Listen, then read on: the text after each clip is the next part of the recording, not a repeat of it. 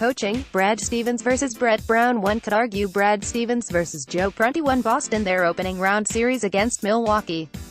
Stevens made a couple of smart adjustments, starting Ojeleye, benching Monroe entirely, while Prunty was searching for something that worked all the way through Game 7. Stevens will have to be at his best again in this matchup, as Philadelphia is far more prepared for the moment than Milwaukee was.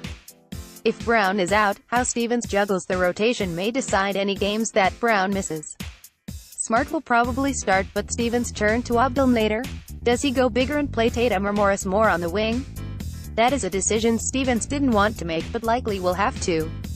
Defensively, how Boston handles Simmons is challenge number 1. They'll probably start with Horford on him, but as many as 7 Celtics could see time against the Philly rookie. And where do the Celtics go if Baines can't handle Embiid?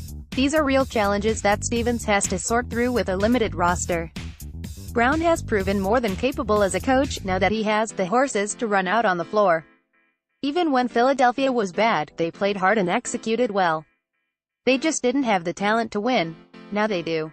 Brown has one of the more consistent systems and rotations in the NBA, especially after the team acquired Bellinelli and Ilyasova to bolster the bench. Advantage, Boston. This one leans very slightly towards the Celtics. Stevens is proven after a run to the Eastern Conference Finals last season. He's proven he can make adjustments on the fly. Boston will have some sort of weird wrinkle ready for Philadelphia that no one is expecting. It will be a defensive coverage they haven't used much. Or maybe an offensive attack that features a player doing unexpected things. This is a kitchen sink series for the Celtics. They've got to throw everything at the Sixers and they can.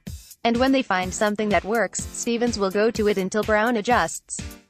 Brown has to be smart about his timeout usage in this series. His team is prone to stretches where they throw the ball all over the gym.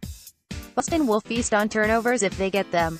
Brown will have to use his timeouts to quell runs and get his guys back on track. Beyond that, he'll stick with what has worked for the last 2 months. Brown has his 9 to 10 players and puts them in position to succeed. He doesn't overcoach, mostly because he hasn't had to. If Stevens can make him make adjustments he wasn't prepared for, that could steal the Celtics a game or two. And that might make the difference in what should be a competitive series.